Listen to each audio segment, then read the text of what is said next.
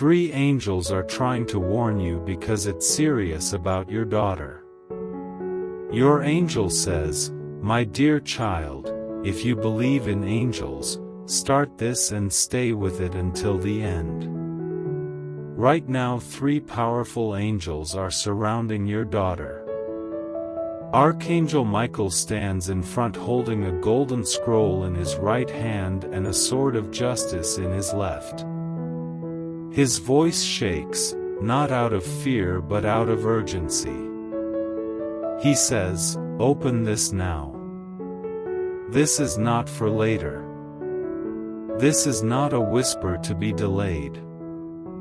This is a command from heaven, spoken by angels, meant for your daughter alone. A divine alarm has been sounded. The heavens are watching closely, and what is written here could be the very thing that saves her from something she cannot yet see. 1 angel is to her left, 1 is to her right, and 1 above her head. These are not ordinary angels, but divine protectors sent because her health is under watch from heaven. Something has been revealed in the Spirit. The enemy had a plan, but God blocked it. A hidden sickness was being formed, a weakness in her body, quiet and unnoticed, but heaven saw it and acted before any doctor could. Archangel Raphael, the healer, is already touching parts of her body she hasn't even realized are under attack. A small imbalance has begun in her cells. Life inside her is slightly off rhythm, but it was seen before symptoms could appear. God sent this message so she would know. Michael weeps, not just because her health is being guarded, but because she has been ignoring the signs, the inner nudges, the sudden tiredness, the strange forgetfulness, the anxiety that came from nowhere. These were not ordinary moments. They were alarms. God says the pain she felt last week, the dizziness, the short breath, the deep exhaustion, she brushed them aside, but heaven didn't. That's why 3 angels rushed to her side. And now Michael commands, "Don't ignore this again. There is a woman who spoke carelessly about your daughter's health, saying, 'She's always tired. Something must be wrong with her.' She didn't mean to curse her, but her words became a chain in the spirit. Heaven broke it, but Michael says your daughter must not let those words take root. God says, 'I have already undone the curse, but she must take this seriously.' This isn't just about her body, it's about her spirit. Her soul is tired. Her heart has not been resting even when she sleeps. She wakes up but still feels empty. That's not laziness, it's spiritual exhaustion. If it continues, it will weaken her body. Michael says the enemy has tried to delay her healing by making her delay prayer. Every time she said, 'later,' a small part of her armor thinned. She didn't lose God's love, but her shield weakened. Now it's time to rebuild.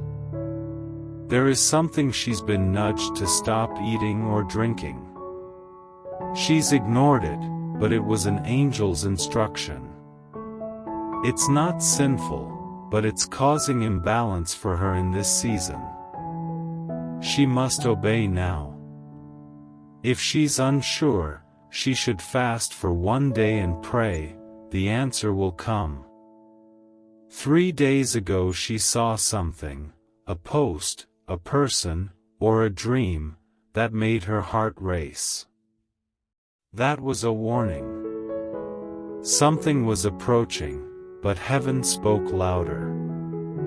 God says, "Doctors won't see what I see, but if she trusts me, I'll heal what science cannot name.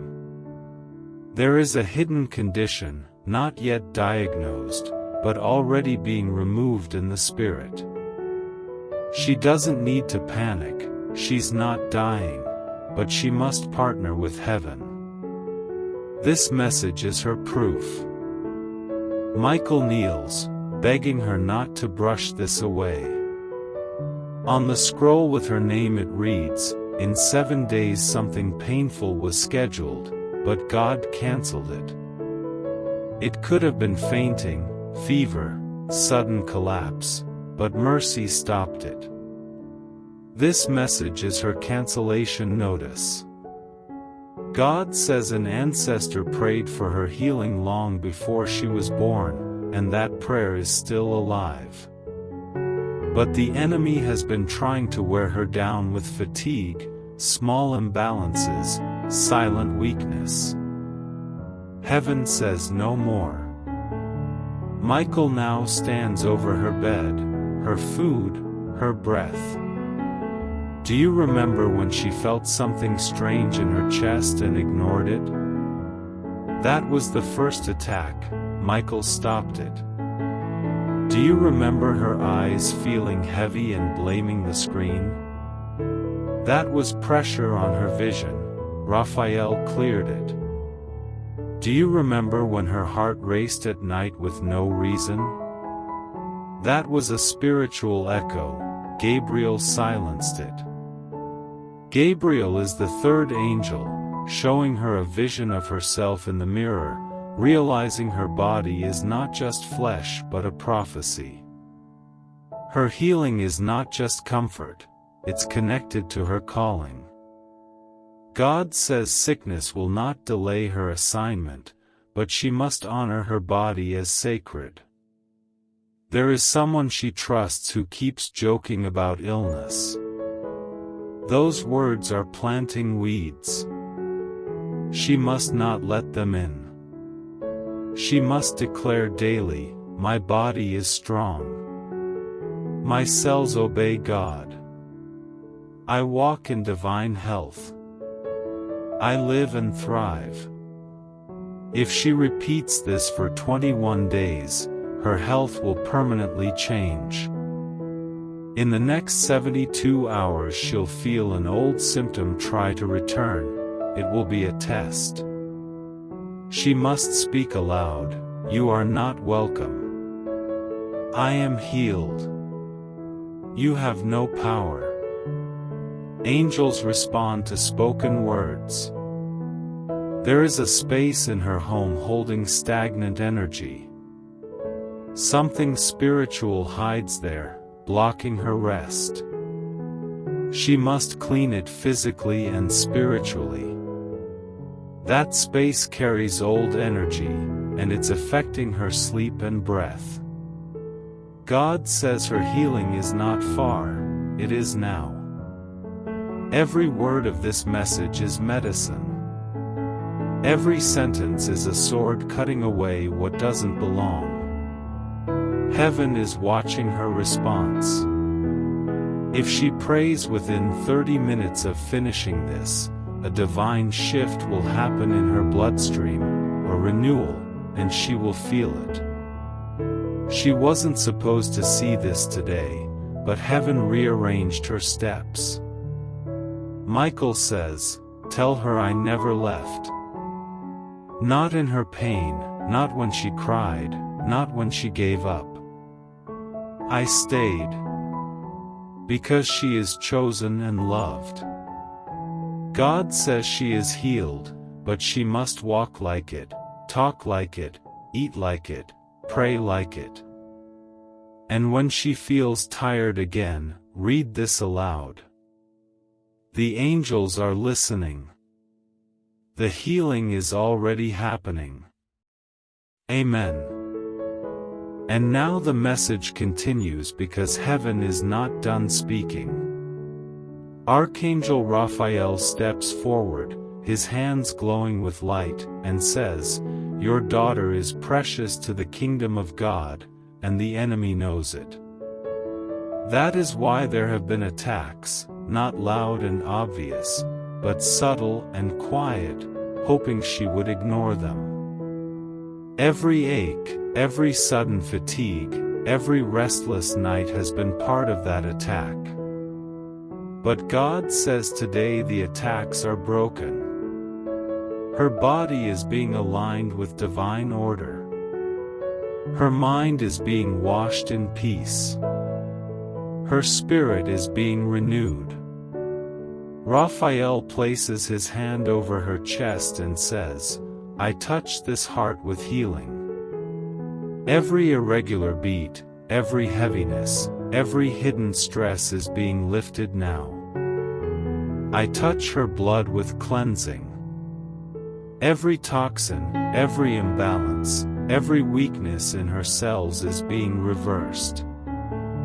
I touch her breath, her lungs, her oxygen, and declare it pure, steady, and strong. And as he speaks, Gabriel unfolds a vision. He shows her walking through a valley that looked dark, but she is not alone. Angels are on both sides, holding torches of fire, clearing the path, burning away every trap laid against her. Gabriel says, the valley was not meant to destroy her but to strengthen her faith. She will not stay in darkness. She is walking into light. She is walking into new strength. Michael raises his sword high and says, "Your daughter must understand her body is the temple of prophecy. She is carrying a purpose that sickness cannot stop." The enemy's plan was to distract her, slow her down, make her believe she was weak, but God says she is strong. She is chosen. She is protected. Michael unrolls the golden scroll further. Written on it are words from heaven: she will rise. She will heal. She will overcome. These words shine like fire, and Michael says, she must speak them out loud every day. Not whisper, not think, but declare them. Her voice carries the key. Her words unlock angelic protection. Her faith activates healing. The message grows stronger. God says, she must guard her environment. Her room, her kitchen, her workplace, even her friendships must be covered in prayer. There are objects carrying old energy that must be removed. There are words she must no longer accept. There are people whose jokes about sickness and weakness must no longer be entertained. Words are seeds. If she absorbs them, they grow. If she rejects them, they die. Heaven commands her to anoint her space with prayer. Place her hands on the walls and declare, "This room belongs to God." No darkness can stay here. No weakness can stay here. Only light, only healing, only peace. Raphael whispers, "Tell her to drink more water but bless it first. Tell her to eat food that gives life but pray over it first. Tell her to rest, not just physically, but in her soul." The body heals faster when the soul is at peace. Gabriel shows another vision. She is standing in front of a mirror, but this time her reflection glows. Her skin shines, her eyes are bright, her shoulders are strong. The angels smile because they see the future. She is whole. Heaven is declaring over her, "Your daughter is not broken." She is being restored piece by piece, day by day, until her body sings with health again. Michael speaks again, "There will be a test. old symptoms will try to rise again. But they are lies, shadows, echoes of what used to be. When they appear, she must not fear. She must speak with authority, "You are not welcome. I am healed. I am whole. I walk in light." The angels will move the moment she speaks. He continues, "There is someone who has been silently jealous of her health, her energy, her light." Their words tried to plant weakness into her, but God intercepted it. Still, she must not allow herself to stay in their presence often. Some people carry energy that drains life, and she must protect herself by choosing peace over constant exposure to negativity. This is not cruelty, it is wisdom. This is part of her healing. God says, "Your daughter's healing is not only about her body. It is about her destiny. She has an assignment to fulfill. There are lives connected to her strength. There are people waiting for her light. She cannot be delayed by weakness. She cannot be trapped by fatigue. She cannot be silenced by pain." That is why heaven is so urgent. That is why 3 angels were sent. Because her life is more than her own. It is a prophecy, a promise, a purpose. Raphael leans closer and says, "Tell her she must learn to speak love to her own body. She must not call herself weak, tired, broken, or sick. Every word she says is heard by her cells. If she curses herself, the cells obey. If she blesses herself, the cells obey. Teach her to place her hand where it hurts and say, 'God lives here. Healing lives here. Strength lives here.' Her body will listen. Her heart will listen. Her blood will listen." Michael says, 3 nights ago in her dream she was shown something, but she forgot when she woke. That was not an accident. The enemy tried to erase the warning. But heaven will restore it.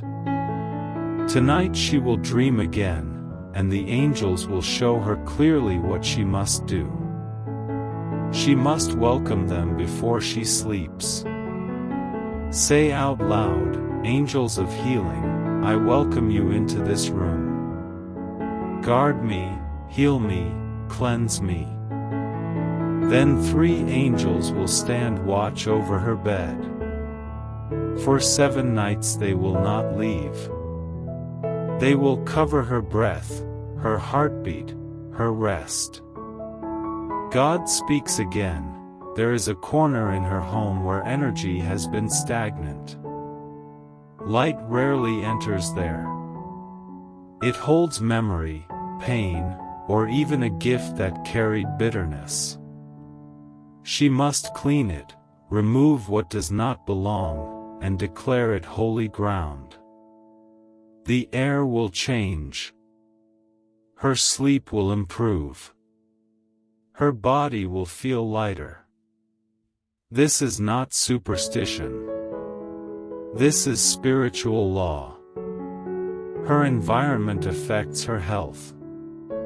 Gabriel shows a final vision, her walking into a garden, full of fruit trees and running water. The sun is shining, and her hands are lifted. She laughs, not with fear, but with joy. She runs, not tired, but full of life. And the angels clap their hands because this is her future. Michael declares, her enemies expected her to collapse, but she will rise. They expected her to be sick, but she will thrive. They expected her to fade, but she will glow. This is the reversal. This is the victory. God says, her healing will not be instant, but it will be steady, layer by layer, until it cannot be denied. Each day she believes, another layer unfolds. Her hair will shine again, her skin will glow, her appetite will balance, her sleep will deepen, her blood will purify, her strength will return. She will not just survive, she will live. Michael raises the scroll one last time and says, "Tell her to write down every symptom, then pray over it, and burn the paper as an offering of surrender. Tell her to say, 'This list does not own me. God owns me.'" When she does this, angels will descend and bring instructions for her cells. Heaven ends with this: "Your daughter is safe. She is being healed. She is covered by angels." Michael stands at her door, Raphael at her side, Gabriel above her head. They will not leave until her healing is complete. This is her moment. This is her awakening. She shall not die but live, and her life will declare the works of the Lord. And now the heavens are still speaking, because the message is not yet finished. The angels have more to reveal, and they do not want your daughter to miss it. Archangel Michael lowers his sword and says, "Listen closely, because this is the final part of the warning and the blessing. This is where her decision matters most. She has come this far, she has listened, she has believed, but now she must act with consistency. Healing is not just a moment, it is a path, and this path must be walked with faith every single day." Raphael steps forward, his hands glowing brighter than before, and says, "Your daughter has been protected from something that could have been very serious. A sudden collapse, a hidden sickness, an attack on her heart or her breath was intercepted. The enemy planned it, but heaven stopped it. The scroll of heaven shows what could have happened, but it is crossed out with fire, replaced with words of mercy. Still, she must not return to old habits that weaken her shield. She must not dismiss the nudges of her spirit.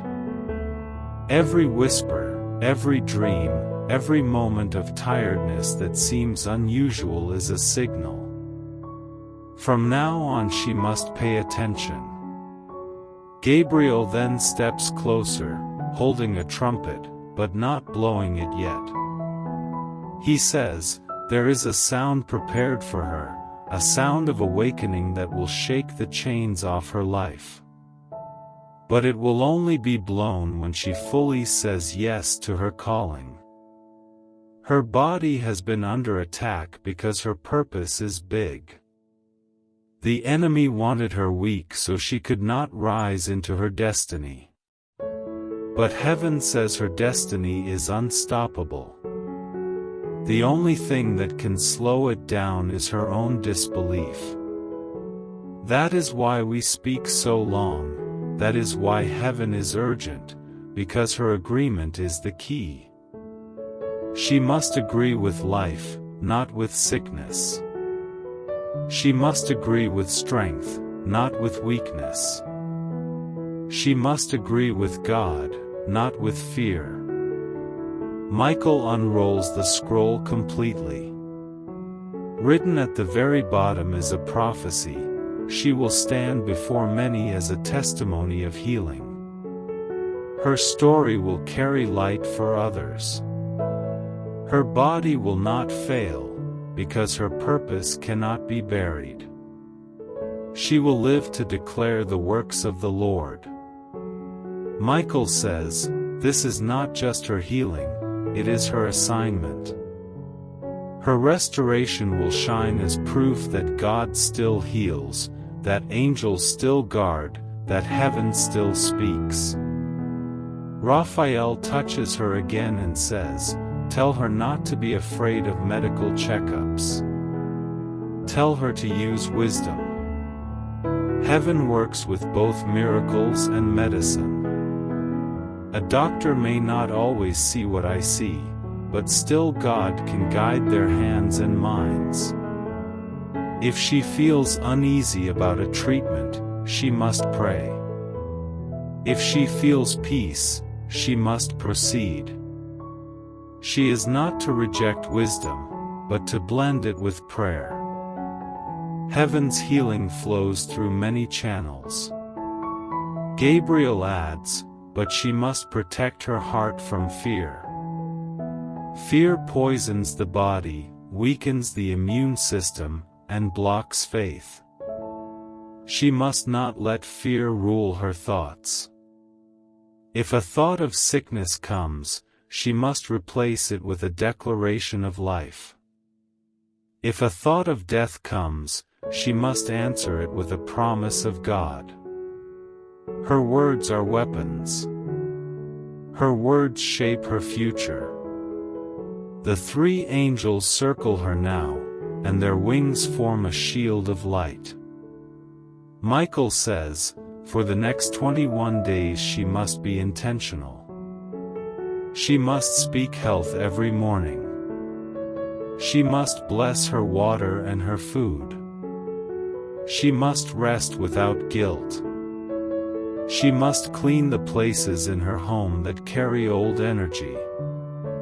She must release the memories that hurt her body. She must forgive those who spoke against her. Forgiveness is medicine. Anger is poison. Resentment lingers in the body like a hidden infection, but forgiveness cleanses it out. Let her forgive, not because they deserve it, but because her health deserves peace. God now speaks directly, my child, I have loved your daughter before she was born. I have written her days in my book. No curse can erase them. No sickness can steal them. But I require her partnership. She must believe. She must declare. She must live as if her body is sacred, because it is. I dwell in her. I walk with her. I fight for her. She is not alone. She was never alone. Michael looks at you and says, as her parent, you must cover her in prayer too. Speak blessings over her when she sleeps. Place your hand on her head and declare life. Cancel the words others have spoken. She needs your agreement, because your prayers carry authority over her bloodline. Do not speak worry, speak victory. Do not speak fear, speak healing. Raphael now begins to sing, and his song is not words but light. The song flows into her body, calming her heartbeat, clearing her blood, steadying her breath. Gabriel lifts the trumpet but still waits, saying, the sound is almost ready. When she stands fully in faith, when she begins to walk in strength, then I will blow it, and the vibration will shake away the last chains of sickness. Michael kneels once again and says, tell her to write 3 things she is grateful for each day. Gratitude rewires the brain, and the brain directs the body. When she gives thanks, her cells open to healing. When she complains, her body closes. Gratitude is medicine in the spirit that touches the flesh. Tell her to laugh again, because laughter heals.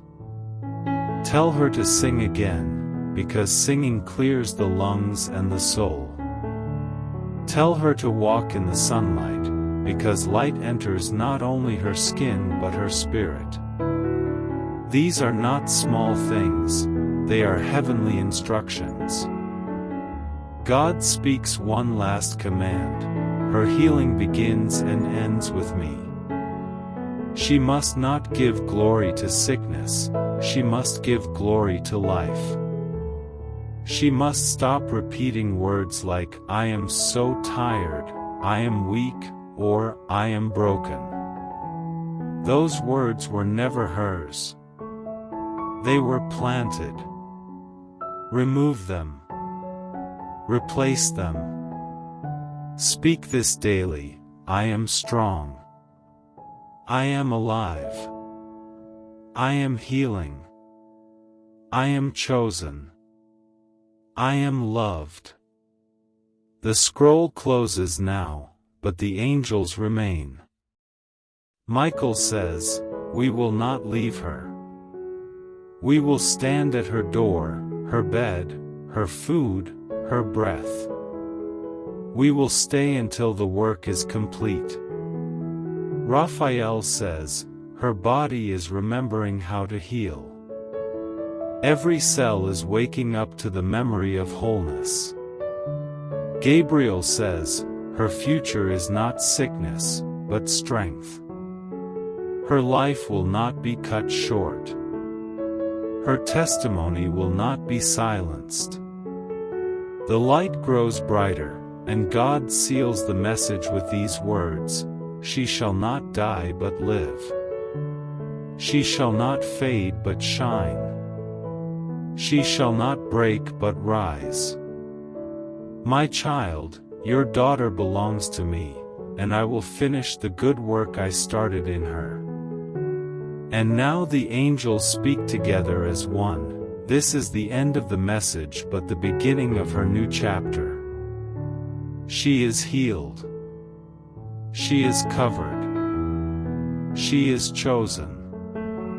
She is loved. Amen.